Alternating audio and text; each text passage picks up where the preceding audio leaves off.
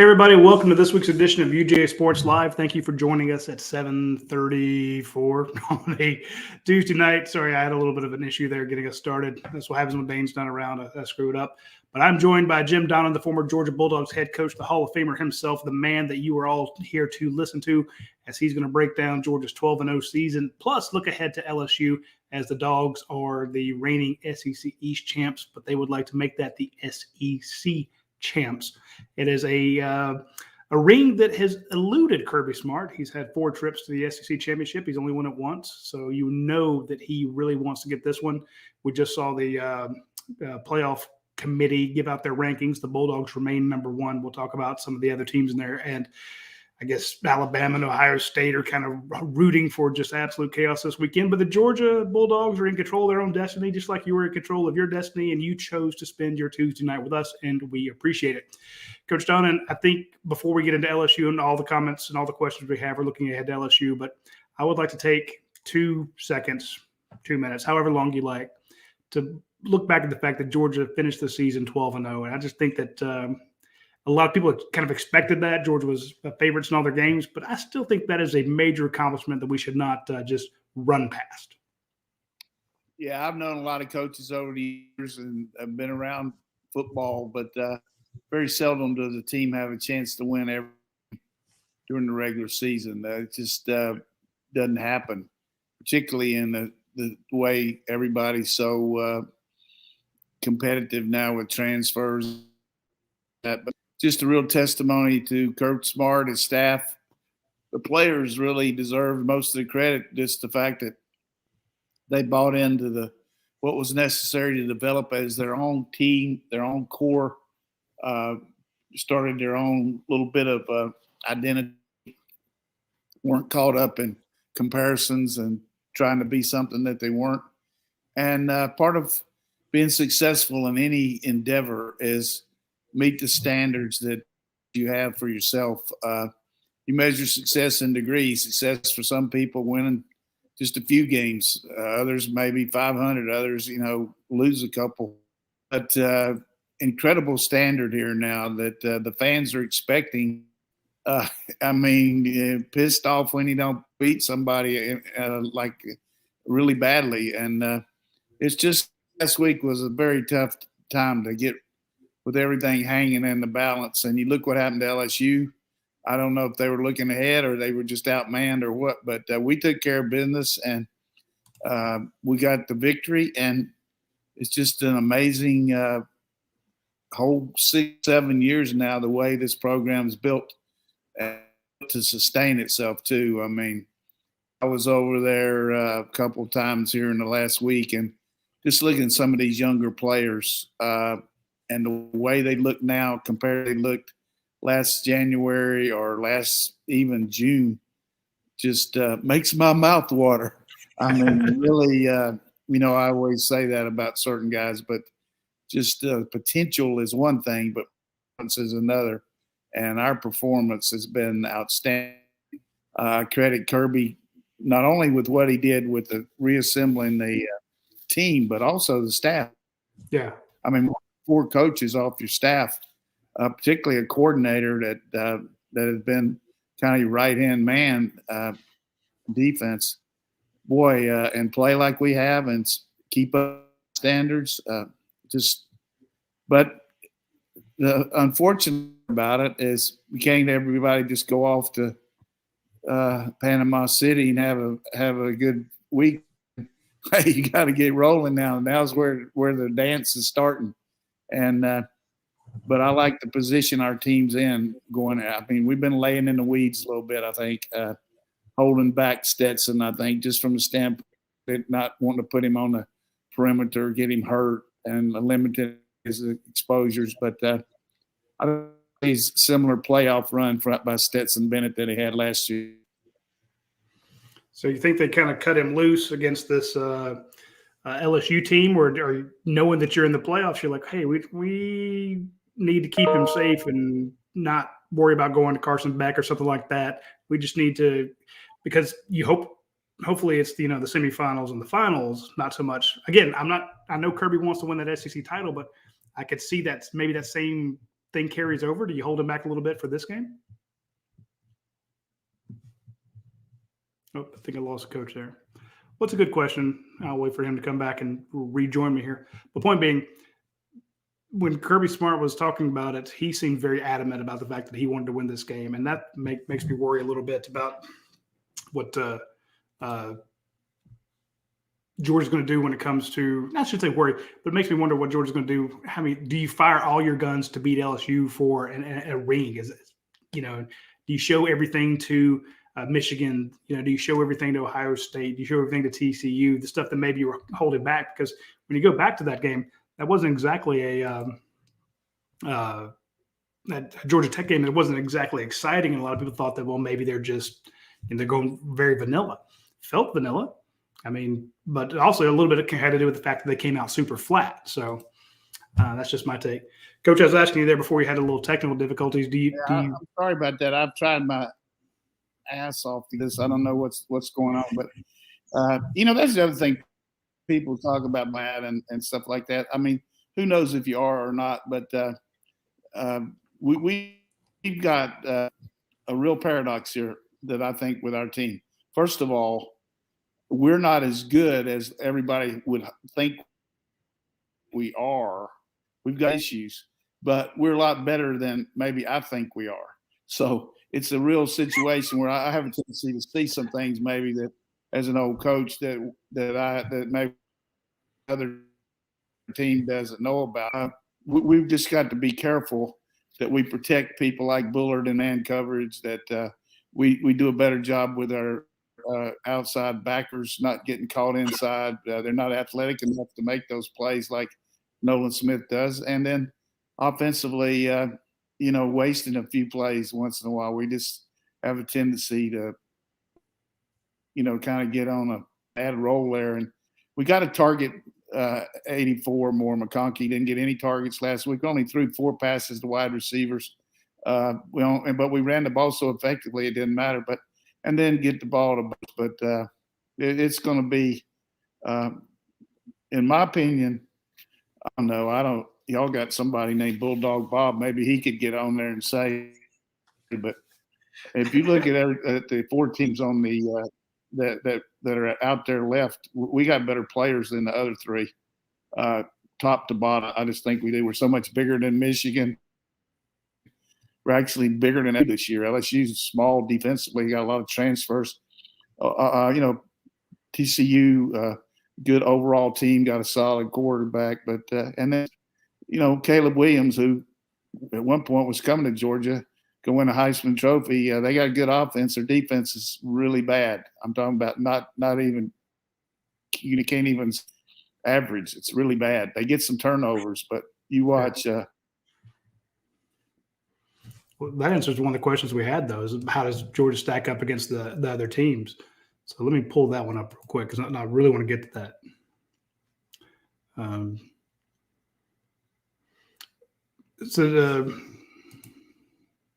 think I lost him again. All right.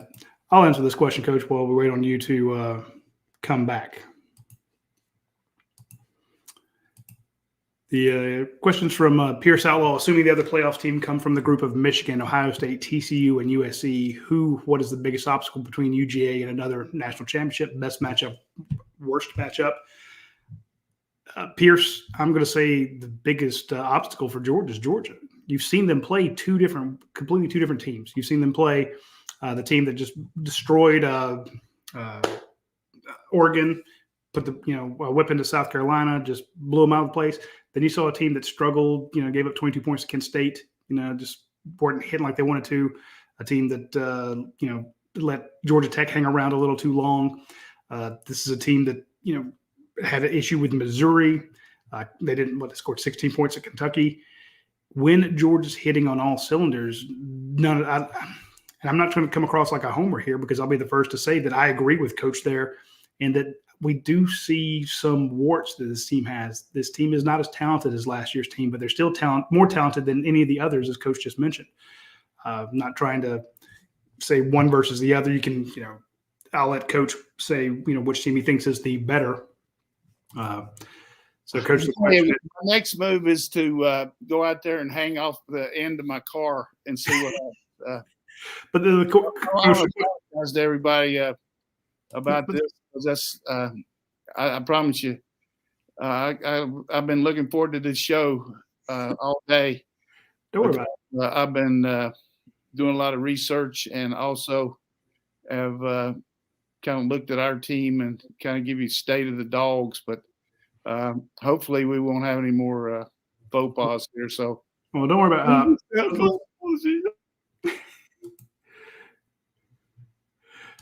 let's answer this question for me, Coach, though. This is from Pierce, who's saying, if you still had Michigan, Ohio State, TCU, USC, who is the biggest obstacle between UGA and another title? Best matchup, worst matchup? And to me, I said, Pierce, to me, the team that's in Georgia's way is Georgia. When they play like they can, they'll blow any of these teams out. I worry about Ohio State and that passing attack. Michigan got whipped by Georgia last year. You know they're going to come back a completely different team, very looking to get revenge. TCU, I don't know enough about them, but they had the best strength of schedule of any of them, and they're 12-0. But I'm just thinking this team's not as loaded as last year's team, Coach. But if they play like they did against Oregon, who could beat them? Yeah, they play like Kentucky, and I get nervous. Oregon is when you look at it, Oregon, after watching them last week against Oregon State, watching them, I think we maybe got a little fool's goal there.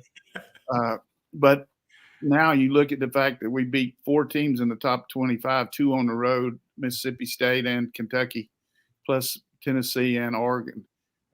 So our strength of schedule is a lot better than Michigan's, but it's just hard to make comparisons on teams because, you say this, they say that, blah, blah, blah. But we do have a very good offensive line, a very physical offensive line that's aided by the fact that our tight ends can block and help you get that extra guy.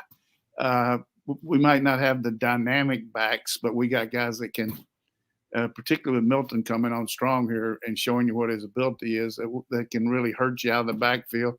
And then wide receiver wise, I think the big deal for me is, and I'm talking about if we were watching Monty Hall and watching what's behind door number 3, door number 2, door number 1, what would you think it would be? I'm going with door number 1. I always pick that one, but who is behind that? Behind it, I'm hoping it's number 5.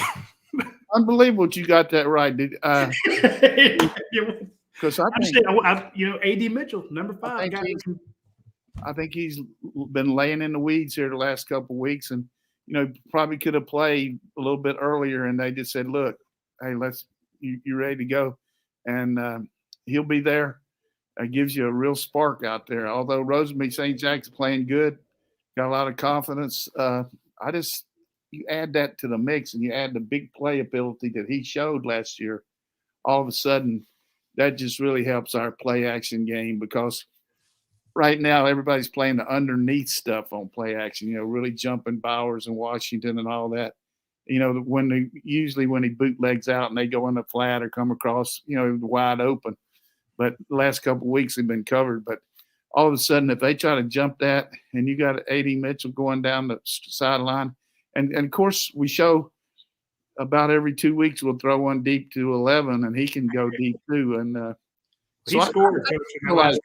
I just felt like throwing out some good bait here. We've set up a good situation here. I think that's a good point. Getting AD Mitchell back would be huge, because we're getting him back. We're getting him back. I'm just saying it feels like echoes of when you got George Pickens back. And you think of that big catch he had in the title game, that where he laid out for it, just doing what George Pickens does, and he's killing it in the NFL.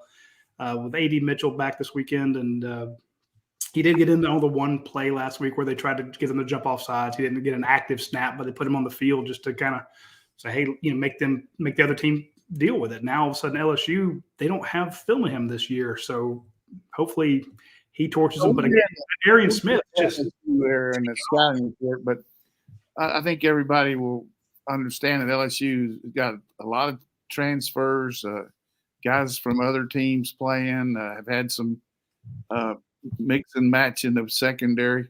But the one thing that even though this Jaden Daniels is really good, I mean, I've been impressed with him, particularly the way he's come on the last 5 or 6 games. It's just been very efficient. Had a poor game last week, but he hurt his ankle. There is nothing good about being a mobile quarterback with a hurt ankle. I mean, I just don't think he's going to be quite as good. Now, he might still torch us, who knows, but you just can't come off a high ankle sprain in a New York minute now. I mean, you just can't do it. I don't care. You know, they might go out to Tulsa and go out there and check him out at the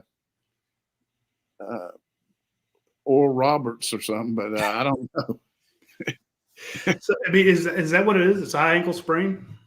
I mean, the way he looked, the way he was moving around and all, that's I know you have sources that not everybody else has. That's why I asked. I mean, based on what I've talked to the trainers, they said our people look at it and say it looks like what happened to him. That's what happened. But you know, they said they put him in a boot, which, you know, putting in a boot does not necessarily mean that the guy's out for the rest of his life. But I know it's just immobilizes what you want to do. But hey.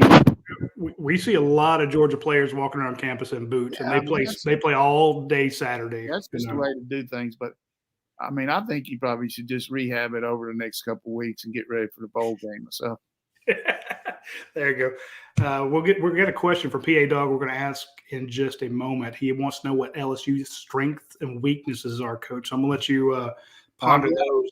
I got them. You ponder those. Well, I mentioned to her about our friends over at Your Pie. I want to bring them up real quick in the show here to let people know that they have this week. They have free delivery through the Your Pie Rewards app, you know, or online at participating locations. I'm not going to speak for everybody, every individual Your Pie place. I don't know if they have enough delivery drivers.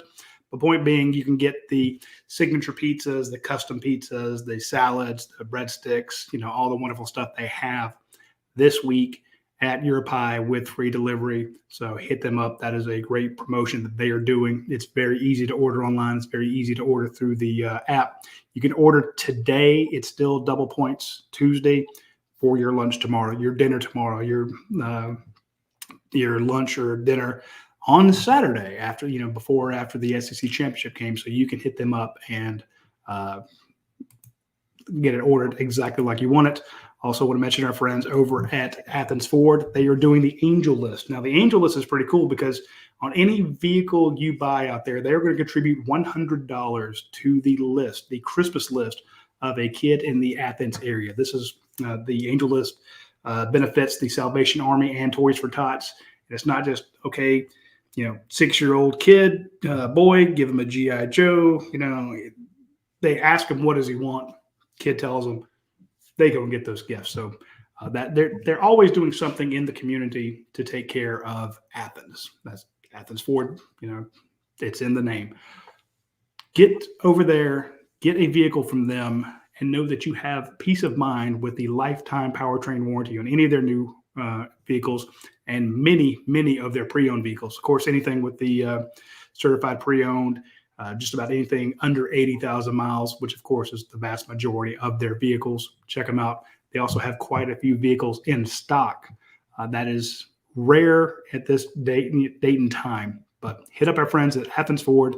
They sponsor this show. They sponsor our watch along, and they sponsor the dog vents. So if you are a loving member of the UGA Sports community, you have Athens Ford to thank for all the great content you get over there because they help us pay the bills. So check them out when you get a chance. All right, Coach, the question is, when it comes to LSU, this is from PA Dog 610. He says, Coach Donnan, what are LSU's strengths and weaknesses? You kind of touched on a little bit there with the quarterback. Might be banged up a little bit, but Jaden Daniels looks phenomenal. Give us LSU's strengths and weaknesses. Well, Jaden Daniels transferred from Arizona State. You know, has had a lot of experience at quarterback over the last couple of years. And he, as I mentioned earlier, started out fairly slow and has started to get the ball to his receivers. He's more of a runner early, but now he's throwing the ball more. And he got a bevy of good receivers. I mean, Butte is one of the best in the country. And he got a pretty good tight end that, you know, made that 2-point catch against Alabama. And any way you look at it, the fact that this team with a new coach and transfers and whatever beat the University of Alabama is just a tremendous win for the program. Got a veteran coach who's won everywhere he's ever been, going back to Grand Valley State where he was a NAIA or Division III coach, national champion. Then he went to Central Michigan and won, Cincinnati won, Notre Dame, and now he was the coach at Notre Dame the 2 times we played him over the last 4 years. So their offensive philosophy is kind of like Cincinnati. Their coordinator came from Cincinnati, who was calling the plays when we played against Ritter in the Peach Bowl. Really powerhouse running game. They got 3 backs. They've been holding one out the last couple of weeks, but we all know about Emory. We recruited him. Yes. But they come at you hard with the inside and outside zone. The quarterback's very good at reading it, and they run a little wraparound split zone where he fakes it up in there and then comes and either runs it or passes to the tight end coming across on a bluff block. Take some shots, and O-line is very young. Both tackles are true freshmen, but at this point, you played so many games. You already played 12. You've matured. Got some pretty solid interior offensive linemen too. Defensively, Matt House is a coordinator. He has a little bit of a pro background, coaching at Indianapolis and also Kansas City Chiefs. But he was actually the coordinator in 2018 for Kentucky when we were playing them. He's a good, solid coach. Plays a lot of zone. Their defense is just a bevy of transfers. Almost everybody in the secondary is a transfer from someplace. Oklahoma State. Actually, Major Burns from here is a safety backup that played was at Georgia last year. And then they've got the edge player in Ojulari, who is, BJ is a good player. I mean, he comes off the edge and does a good job. And then they got this kid named Harold Perkins Jr., who is number 40 that they kind of use as a pass rusher sometime, play him as a nickel guy out in the slot to support the run. And when they play man coverage, they put him back to rush the passer. But more of a zone concept team. They've had trouble in the kicking game. Early in the year, had a lot of kicks blocked, particularly extra points and field goals against Florida State, which hurt them. And veteran coaching staff with Coach Kelly has been to the dance. But we from my standpoint, playing at home, we're playing with a veteran quarterback. We got a lot of weapons on offense. Our defense has just got to be careful that we don't give them anything easy and make them earn it, because they have a tendency to turn the ball over some. We haven't created many turnovers, and we've had a few ourselves, but I think we'll see more explosive plays from Georgia than you've seen recently, in my opinion. Well, that kind of answers the question from Pied Tech 1. Hope I pronounced that right on the dog vent. He wanted to know how well does Georgia match up with LSU, and I think you hit most of those. We match up really well. Our offensive line much bigger than their D-line. Their D-line doesn't substitute much. They get worn out third and fourth quarter. They get pounded some. You saw the other night A-Chain for Texas A&M carried the ball 38 times the other night, and he got 200 some yards. And A&M hasn't been a real physical, pounded out offensive team. They only won one conference game, and then all of a sudden they go out there and look like they really were rolling, and had some good catches too. One guy made 2 one-handed catches. So, but we match up good with them, and I think you made a good point. Play against your own standard. Avoid losing. That's what you got to do in big games. I've talked to some coaches in the 1AA playoffs this week who were asking me about how we used to practice at Marshall and what we did, because we had a pretty good model there going for a few years. And the point that I always said is be fresh as you can, because you got to take into account travel. You got to take into account the wear and tear of the whole year, and the mental part is big, just being fresh mentally and physically. So I just feel like our team's in a good place right now. Not cocky, but confident. one thing you always talk to your team about is, let's base it on what's happened here. Reality is, you faced adversity and you've done a good job with it, and we're going to see some more. But there's too much at stake here. You're only going to get a chance one or two times in a game to make a play to make the difference, and you got to be ready for it. So you don't want to sit around the rest of your life and think about, like I did against Penn State when we had 4th and 2 on the 2 we played for a national championship, and we ran 35 smash, and we should have run 34 smash. So it was a bad call. How you remember all the plays you called just blows my mind. You never will forget that one, man. Oh, I know you won't forget that one.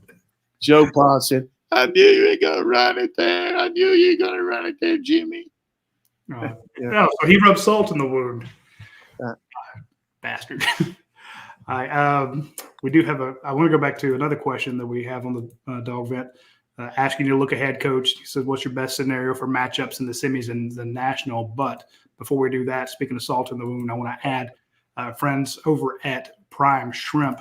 They will give you some fantastic shrimp that is already pre-seasoned.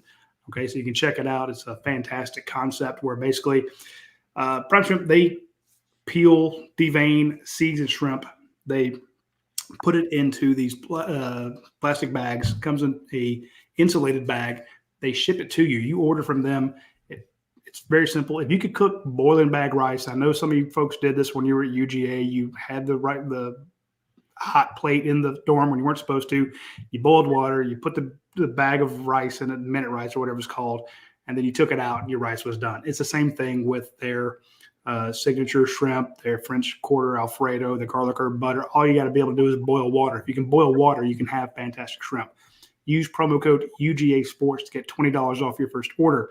So, i.e., if you buy the garlic herb butter or the French Quarter Alfredo, buy them both, you're going to get one of them for free because you get $20 off your first order. So use promo code UGASports when you get the chance. Pretty simple there. And also, speaking of good food, I want to mention our friends over at Academia Brewing Company. They are really, really fantastic right now. They have a lamb plate over there that they're doing. That's just a special they're doing. They have that. You got to try it out. They've got bike night coming up this weekend. Not even this weekend. Actually, it's going to be December 1st. So you want to hit up bike night when you get a chance. If you're watching the World Cup like I was earlier today, they've been taking one of their big vans over to the Royal Peasant and pouring beer over there. It's a great place to watch it yourself. They have, of course, all that great food and beers and stuff like that. But just go to Academia Brewing Company, click on their Facebook page. That's where they constantly have updates about what's going on. The new beers, the lamb plates, where they're going to be with their big giant van that has all the taps in it, all sorts of announcements, whatever live music that they have going on, their trivia Tuesdays, the wine Wednesdays, the beer and biscuit brunch. Check out our friends at Academia Brewing Company to see what's going on. You definitely need to check them out. All right, Coach, that question, it's a tough one. What is the best case scenario in the matchups for Georgia, and what's the worst case scenario? Who scares you the most?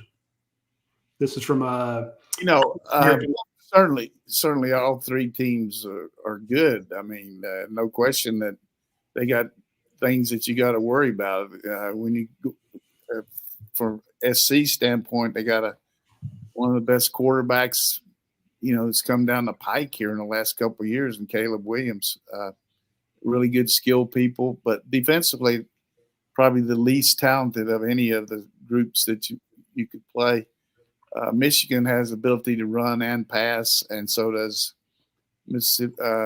TCU. So I would say probably, playing Southern Cal is a little bit better matchup as far as if you look at both sides of the ball. They're not as good, but it's unfair for me to match them up and say you'd rather play this or play that. But we do have a good history against Michigan. It's got to be in their crawl to see what we did to them last year. So, but the one good thing as far as matchup wise that I like is playing indoors. You know, you're looking at perfect conditions the next 3 games. I mean, if you could just dial it up and say, hey, Jeannie, give me 3 games indoors. I mean, that's what you got. If you win this week, you're guaranteed playing at the Dome again, where there's a lot to be said about just the I don't know if it's the word ambiance, or that's probably something you wouldn't use. Atmosphere. But just the idea from a coach's perspective, you like to stay as much on schedule and as much as normal.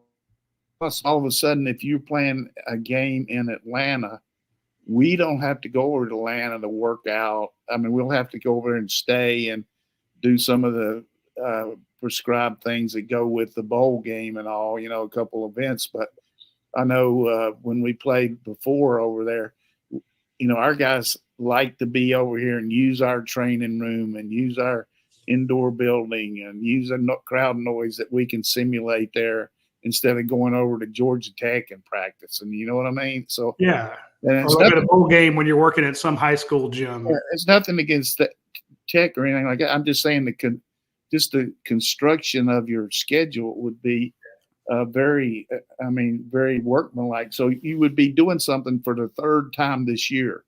We did it against Oregon.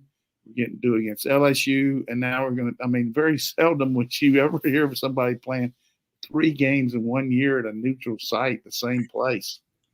And then, of course, the game in LA is just going to be a spectacular venue. And we've got some history out there, going out there with to Pasadena. But this game's going to be in the new Dome Stadium there where the Rams and Chargers play.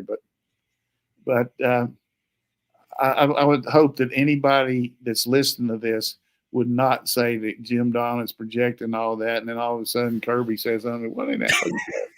No, he wouldn't do that. But I mean, I'm just pointing out the value of the question is that, you know, playing where we play to me is pretty important too, as compared to all of a sudden, you know, even though that game's indoors too, out there at the Fiesta Bowl, that's more of a grass surface. So they actually roll out grass and put it in the turf there instead of turf. Did you know that? I did not know that. That's why you listen to the show. So what, they just got the grass on a giant roll? Yeah. They roll up the turf and put it back down every time they play. Damn fruit roll up made of grass. I love it.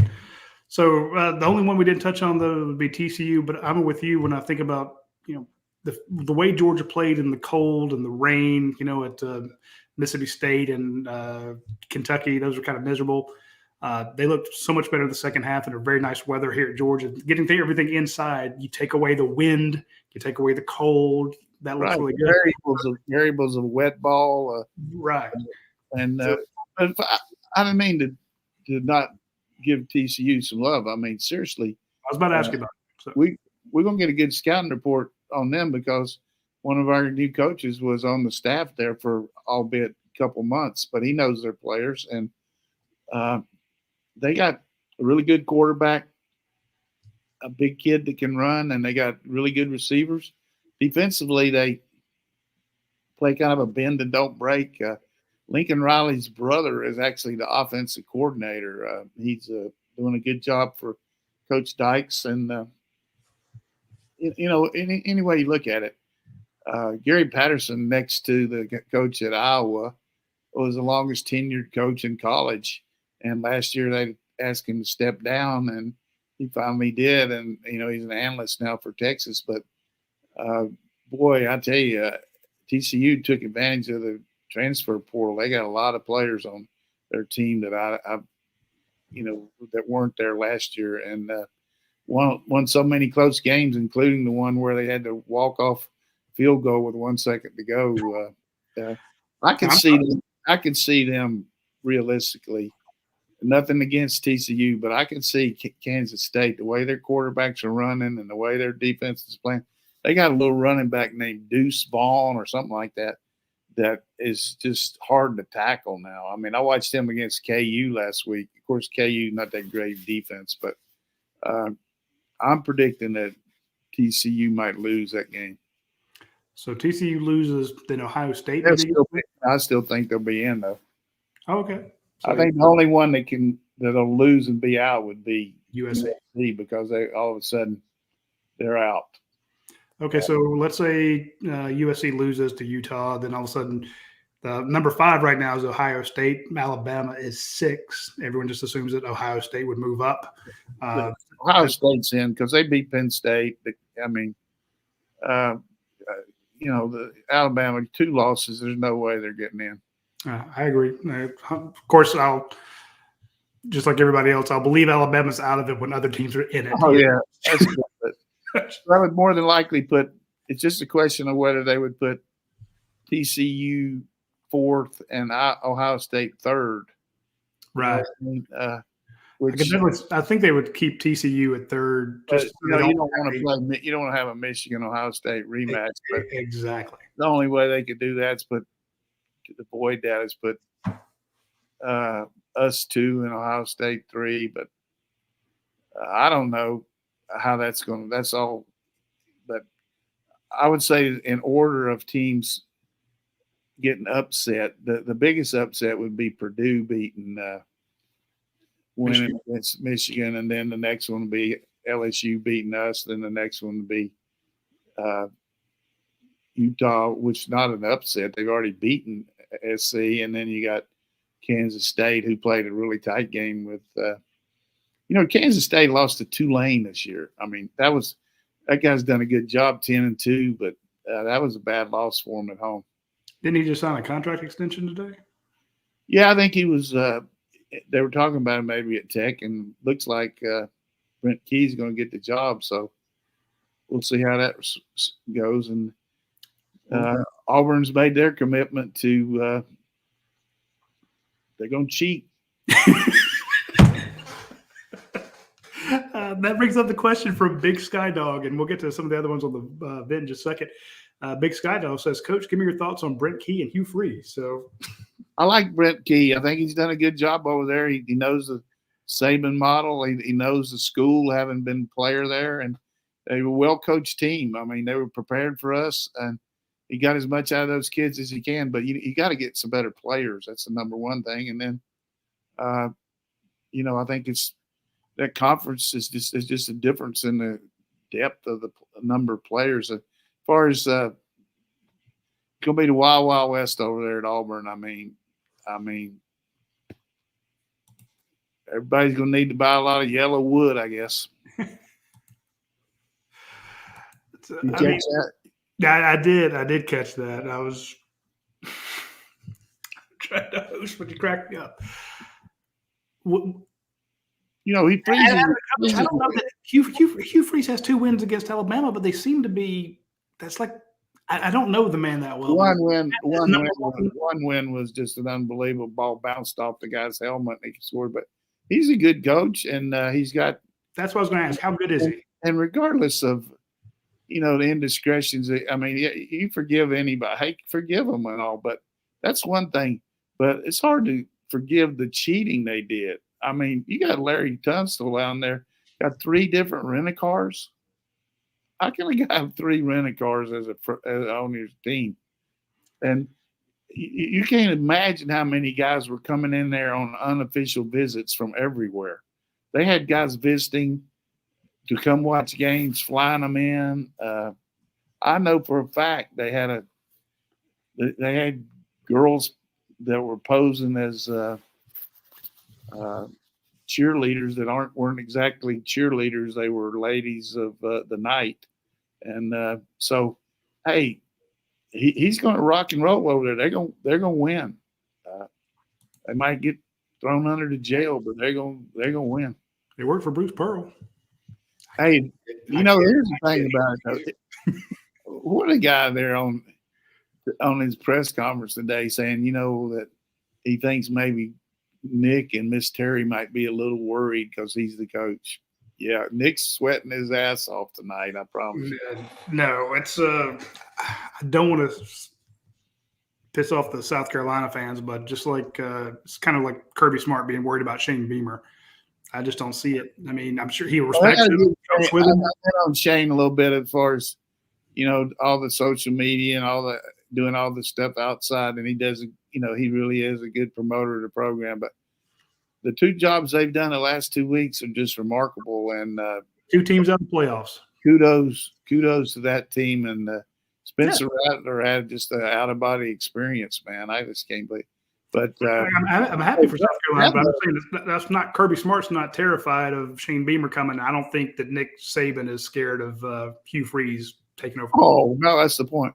And you talk about somebody that's got Dabo's got to find some kind of downfield passing game. I mean, you can't win in today's football with those short balls, and you got to find some way to get the ball. And they just don't have the receivers they had.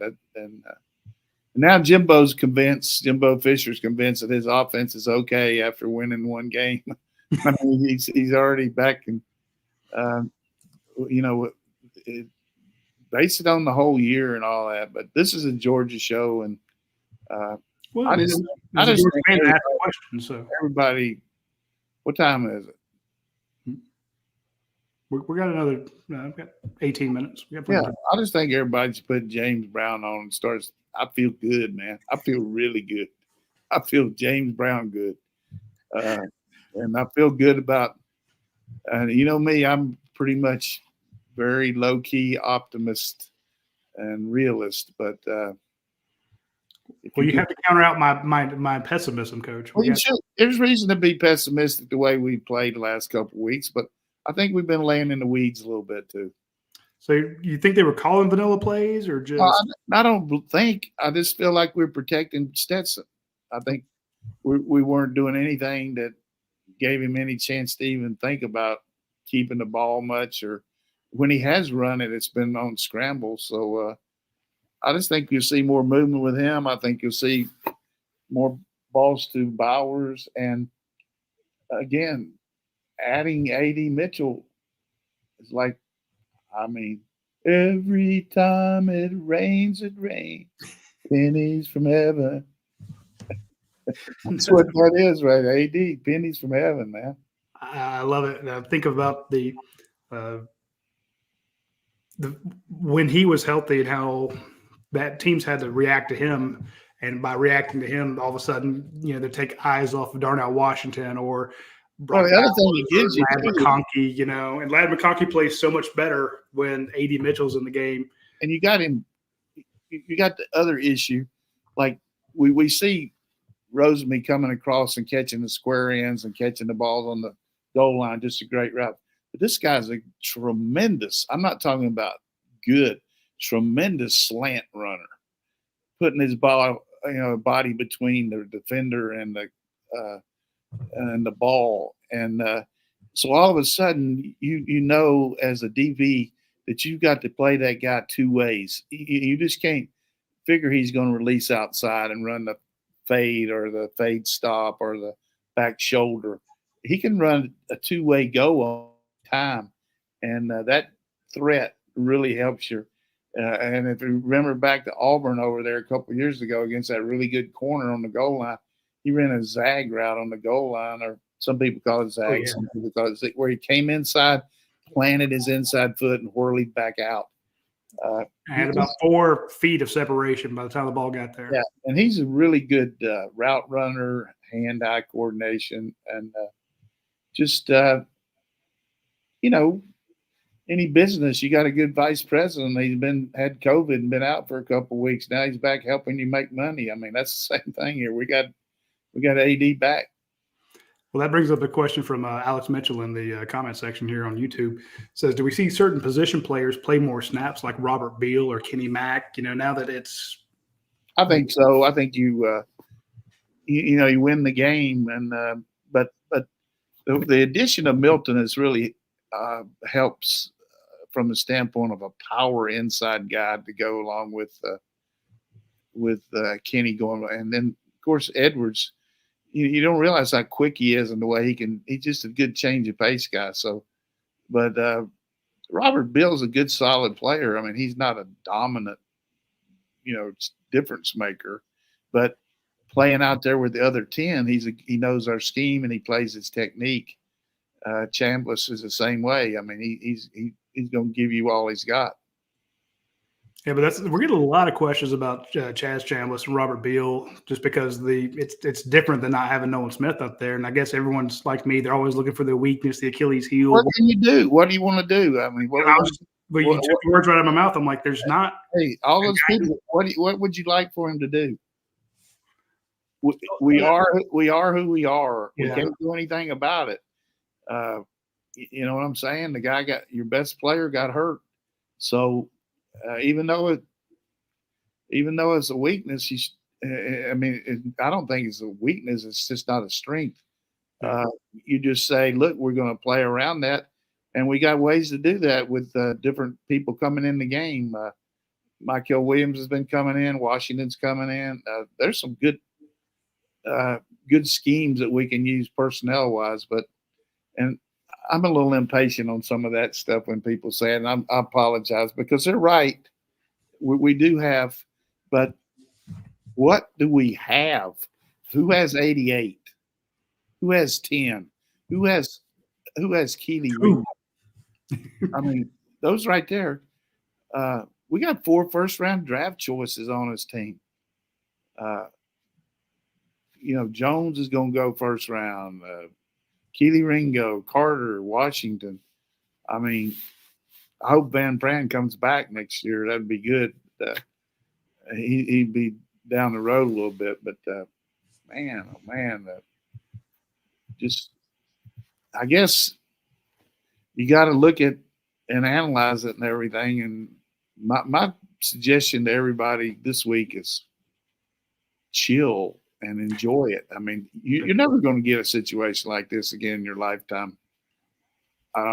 Anybody having the chance to win 2 straight national championships like this with this kind of squad, where you lost everybody. We might win several more, but 2 in a row, being undefeated like that. So, good Lord. No, that is very, very rare. Coach, this is a question that keeps coming up, kind of like we see it a lot. Can you talk about Stetson's shoulder? Is he okay? People see him kind of roll his arm around. That's total bullshit. There's nothing wrong with him. He hasn't thrown the ball as good for sure, but he's nothing wrong with his shoulder. No, I mean that's why I was asking. We see people. It's a theory going around that he's busted up, and I'm like, if it was, and we knew about it, we'd report it at UGAsports.com like we always have. We're not holding back on you. How about that throw he made how can you throw the ball like he did to Arian Smith in the corner if his shoulder was hurt? I mean, or he had that nice one to Kenny McIntosh down the sideline. He overthrew the ball up at in the wind, but listen, I watched him practice a couple of times here in the last couple of weeks. His arm is on fire. He looks fine. I'm telling you, everybody should go to your favorite restaurant and eat a steak or drink a beer or do something and not worry about that anymore. There's nothing wrong with his arm. God almighty. We got a question from Snowman Dog on the board at UGAsports.com. Everybody said, well, Coach, he thinks he knows everything. I don't know much, that's for sure. But I can tell you this. I'll kiss your ass under every red light in Athens and give you 10 minutes to draw a crowd if there's something wrong with his arm. There we go. That ends the speculation right there. Coach Snowman Dog says, what is the best approach to take against LSU's defense? Do you establish the run game to open the pass, or are you aggressive in the passing game from the start? Kind of like I just think our guy Munkin has a good plan every week based on their personnel. If he thinks that he can set up the pass with the run, he'll do it. If he thinks he needs to, basically speaking, they've had trouble stopping the run. So is that enhanced by RPOs where if they're overplaying the run, throwing in behind them? You saw LSU try to play the run really hard against A&M, and they threw the ball in behind them. So it's a very good question, but a lot of it goes about where you think your best chance of winning the game. If your best chance is to run the ball, then you've got to use some play action to help that running game. But if you think passing is, then come out smoking with it. So how does that work? I'm sure you make your plan going into it, and then it's just after the first couple of series, you kind of get a feel for it. You called plays. Yeah, I mean, you basically go with everything based on what the scouting report on the personnel is, and what their strengths are. I mean, obviously, we got to control number 40. I mean, he makes a lot of low yardage plays. We got to have a good plan to curtail him. They got one corner that's had some trouble. I mean, we can attack him. So I think it's just a big case of what you feel like within our system gives us the best chance to utilize what we do that they don't do as good. So I don't know what that is. I haven't. If I did, I wouldn't tell you. If they told somebody suggested that to me, I'm just coming. I don't know the inner workings of what the game plans are. I don't ask them stuff like that because I think that's a conflict of interest for me doing this show. I would never want to do anything like that, but I'm just trying to tell you about their personnel. But we do a good job of constructing formations to get the mismatch on the overruns as far as setups, blocking angles, and our protections are set up. Amazing protection all year, 7 sacks. I mean, unbelievable. Yeah, I was talking to some people about the changes they've had on the coaching staff. And Kirby Smart saying earlier in the year, this is the best staff I've ever had. And I keep hearing, but what about Stacey Searles? I'm like, let's give the offensive line some credit here, guys, because the offensive line given up 7 sacks in 12 games. That's pretty good. And there are other teams in this conference that have given up 20, 30, almost 40 sacks a game. They got to give Stacey, first of all, coming in like he did right before spring. That's tough. Yeah. He adjusted and he's had numerous injuries back and forth there at guard, but between both guards having turf toe, Ratledge, and Truss, and then moving those guys around, and also getting some of the younger guys reps, getting Mims in there the way he's worked him in, and spelling Jones some, playing McClendon at left tackle. I think he's done a really good job of using our personnel and keeping them fresh. And we get very few holding penalties, very few motion penalties. That's the other thing about our team. If you're a Georgia fan and you go to a game, you ought to feel pretty good about we look like a football team. Did you ever look over on the sideline where they're looking over, what's its call, coach? Get the play in. We never have trouble with the defense or offense, where we look like we're discombobulated. We don't jump off sides. We don't make stupid mistakes. Now, we've had some few penalties in the kicking game. Younger guys have made them, but we're a well-coached team. I want to get to that point, Coach. Georgia's the least penalized team in the SEC. They've had 54 penalties. Now, they're not the least penalized yards. When Georgia does have a penalty, it's a 15-yarder, it seems. Yeah. Hey, we get one, we're going to get our money's worth. Exactly. But I want you to take this number out. One team has 98 penalties. Can you guess who it is? Roll Tide. 54. Yeah, exactly. 54 for Georgia, 98 for Alabama. That gives you an idea. And I'm just saying that's pretty damn good. The next closest team. The other thing is points allowed. I mean, unbelievable how many less points we've had. Alabama's second on points allowed, and they gave up 49 and 52 in one game. Yeah. Vanderbilt's second, I won't say the second best coach team because that's not fair, but just say the second least penalized team at 63. So Georgia is, 9 fewer in 12 games. So that's pretty damn good considering I see 82, 90, 92, 96, 98 penalties, and Georgia has 54. They have half as many penalties as some of these other teams. So I mean, we talk about it all the time on the Watch Along show, and I hope everybody that doesn't go to the game Saturday can watch the game with us at 4:00. Brought to us by Yancey Brothers and Athens Ford and Bud Light next. Do a great job with that. If we, you always talk to your team about avoid losing. from the standpoint, missed assignments, turnovers, penalties, just ridiculous, stupid situational plays. Basically. I remember pull up my weekly tweet about penalties. I got it pre-written, because there are those times where that stuff sort of happens and it drives a little bit batty there. So, all right. I'm going to mention real quick our friends over at Dead Soxy. They have their Cyber Week buy one, get one free deal going on right now. It's going to end very soon. I think it probably ends today. It's on their bundle. So when you buy a multi-pack of their socks, you can do the buy one, get one free with the actual bundles. You should check it out. When you go to the collections and you go to team colorways, you'll see that they have the different states, different colors. Check out those red and black ones, and you'll see some really sharp styles there that they do. I like the ones with the stripes on the back of the heel. They are just, I don't know, it reminds me of the helmet. So when you get a chance to see those, check them out. Get the buy one, get one free on the bundles. Use promo code free bundle. Hit them out when you get the chance. They're really comfortable socks. They're some of the best out there. You can't find them everywhere. They're just nothing like it. So you got to go to deadsoxy.com and get your lucky socks.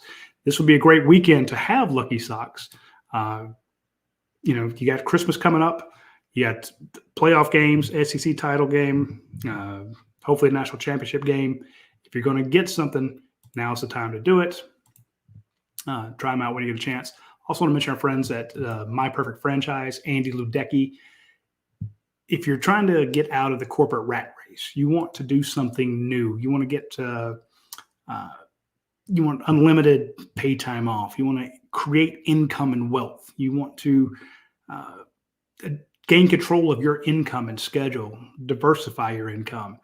Hate your boss. Get away from your boss. Get away from your job. Get away from being waking up in the morning going, damn it, I got to go to this job again. Reach out to Andy Ludecki at myperfectfranchise.net. He's got 3,000 different franchises that you can join that he can set up for you. It's free to you. It doesn't cost you anything. You can just go to myperfectfranchise.net and he will take care of it. He will walk you through it. He'll say, what are you looking to do? How much investment do you want to have? Little, none, huge. How much time do you have? Do you want to do something out of your house? Do you want to do something turnkey? Do you want to build? The point being, it's not just a few restaurants out there. That's not the only franchises that are available, which is kind of my way of thinking. There are 3,000 different franchises, and he has helped people at all over the Rivals network at a bunch of different sites. I know that he's helped people at UGASports get new jobs. So shout out to Andy Ludecki at myperfectfranchise.net. Just check him out. It doesn't cost you anything to do that. All right. Howard here says the hands to the face penalty hurt us. There were only like 4 or 5 penalties last week that were, Georgia played really sharp, but 3 of them, hands to the face, pass interference, defensive holding, personal foul, that either stopped one of Georgia's drives or extended text drives. Those are the frustrating ones that Georgia needs to avoid this weekend. You can't have those pop up again. Again, one of the least penalized teams by far in the SEC. But when you look at the actual yardage, Georgia goes from number 1 in least number of penalties, but number 3 in the amount of yardage that they have been penalized. So there's 2 teams with a lot more penalties that have actually been penalized less yardage. So I guess the coach said, if you're going to get a penalty, get a big one, get it to pop out there.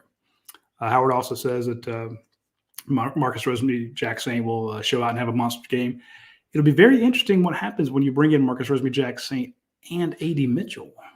Does one replace the other? Do you have them both on the field at the same time? What does that do with Ladd McConkey? Are you still running 2 tight ends? They'll rotate them, but I'm just wondering if, Howard, you see a lot of A.D. Mitchell. And again, does he have the legs for it? Is he ready to go? I know he can do a flip. I heard that he actually did a flip at practice. So that sounds like a guy whose leg is healthy, but let's see how that works out. Howard Eubanks, do we play a similar defense to how he played against Tennessee. I don't think you have to go quite that crazy because of the way they line up and the speed at which they go. But you do realize you're going up against Jaden Daniels, who has 1,000 yards rushing as a quarterback. That's quite impressive. So I like Larry Hague here. Until next year when we three-peat. Georgia has a 27-game regular season winning streak, I do believe. They could, by the 7th game, I saw this from somebody tweeted this out. I feel bad for not remembering who. If Georgia goes on to wins 7 games in the regular season next year, they will set a new SEC record. They will have 34 home or regular season wins, which would surpass the record set by Tennessee some years back. So the record is 33 regular season home wins. Georgia would set that the number 34 if they could win the first 7 games next year. That 7th game would be against Vanderbilt. So you got to like their chances there. Tom Gross, is MJ Sherman performing well in practice? We've heard that he is. But here's the thing. I hate to second guess the coaches and say, oh, yeah, well, you can bring in, well, sit Chaz or sit Robert Beal or somebody like that and bring in MJ. Because, they thought of it. They've tried it. This is as much as you want to pull your hair out when you see certain guys out there because you just don't feel that, or that you see a guy getting picked on or something like that. The coaches watch tape too. If a guy is doing good, they will bring him in when they can. All right. Coach, no, look at you back. I got one more question for you. I think don't that's understand it, man, but I got to finish. Oh. What's that? We got 2 questions left. I want to go from Nate Doggy Dog 401. He says, without saying Stetson Bennett or Jalen Carter, so we got to take those 2 off the list. Who are our offensive and defensive MVPs? We are at the end of the year. It makes sense. So the awards start going out. Offensive B. Regular season MVPs, Coach, without Stetson or Jalen Carter. I'd say Brock Bowers and Van Pran. Then on defense, I'd say Pop. Absolutely. I was going to say Brock Bowers when you took out Stetson. That was my first thought.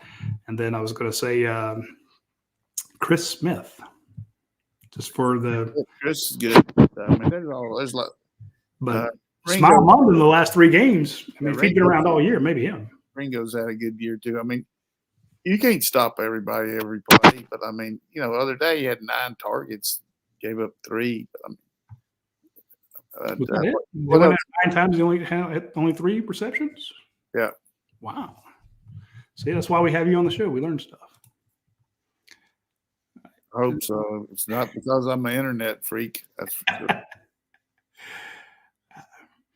We'll give a shout out to Farmer Dog. This was his last day of picking cotton, he says, but he normally listens to the show during the day and felt bad that we didn't have it for him when he was looking for it. Hey, that's good. Got to be a good cotton picker. And actually, I think that is all the questions. Fantastic. Let me roll through the ones over here on our AZ Dog says Lassiter and Starks as MVPs. I get that. I think Lassiter's unsung hero of the year, the way he stepped in at corner. I mean, unreal. Yeah, and been very good.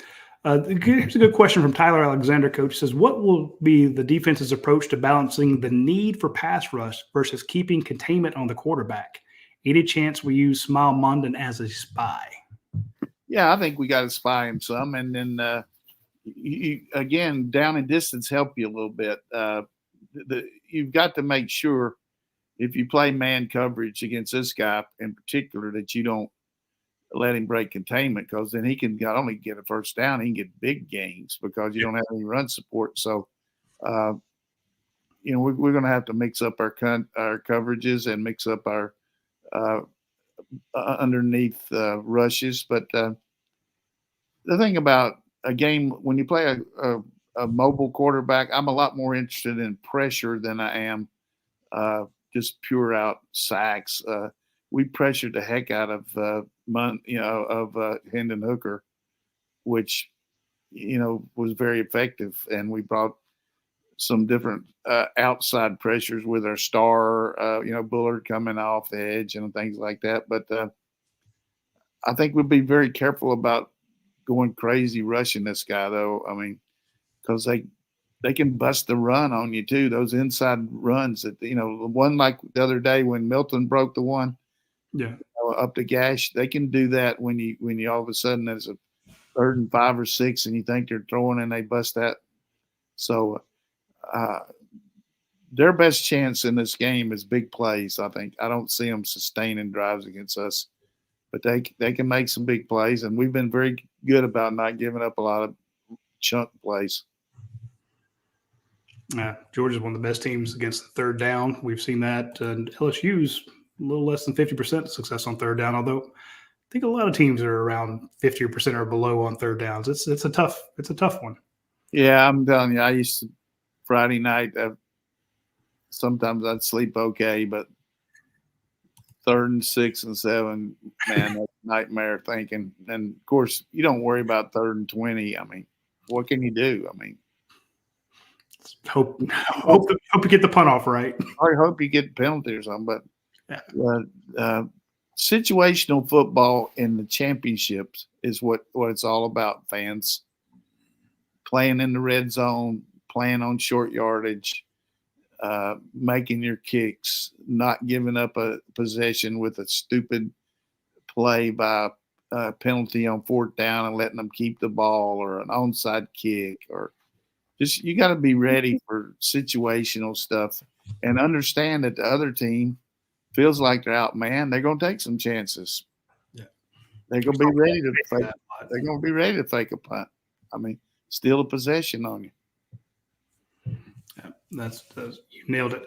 I want to go back to something Brian Kelly said on Monday. He mentioned the fact about Georgia's defense. It says if they get you behind the chains, the stuff they do on third downs is, I mean, it was a great compliment that he gave Georgia's defense about, being behind the sticks. That 3rd and 6, 3rd and 7, he's like, they're tough. We live by that. I mean, our defense is A+ as long as we're ahead of the sticks. It's like most defenses, 1st and 10, 2nd and 4 and 5, when they can run our pass. We're not real good at stopping to run our pass on either one of those. Yeah. Last question, Coach. I know I keep saying that, but they keep popping up, and I'm going to hit you one last one. Then we'll let you go. A&M ran the ball really outside. Well, A&M ran the ball outside the tackles. Do we see more of the same this week from Samuel Burson talking about how does Georgia do you attack the perimeter or go up the middle? It's just a different style that A&M run. A lot of plays under center, some 2-back stuff out of the eye. How you get to the perimeter is what he's asking. I can see us running more toss plays, more counters, more outside zone, just because they're small enough inside where you can stop penetration and get the ball to edge. And that's been very successful for us, where you got big old Darnell and Bowers out there protecting the edge, and then you don't have any inside pressure. They don't have the big D lineman inside like Mississippi State and some of these guys, but they're good at D line. But I'll be surprised if we don't run for 200 yards in this game. I really will. Here we go. All right, folks, you heard it all here first. Coach, really appreciate you breaking it down like that. It really helps. We also want to say how much we appreciate our sponsors, of course, Athens Ford, Your Pie, Double Points Tuesday, Academia Brewing Company. Check them out on their Facebook page, Dead Soxy. Hit that free bundles deal that's going on right now. Prime Shrimp, remember, get $20 off your first order using promo code UGASports. And of course, My Perfect Franchise, get a new job. For Coach Donnan, I'm Radi Nabulsi. We will talk to you folks next week after we will discuss Georgia's SEC title game and look forward to where Georgia's playing in the playoffs. We'll talk to you next week. Take care.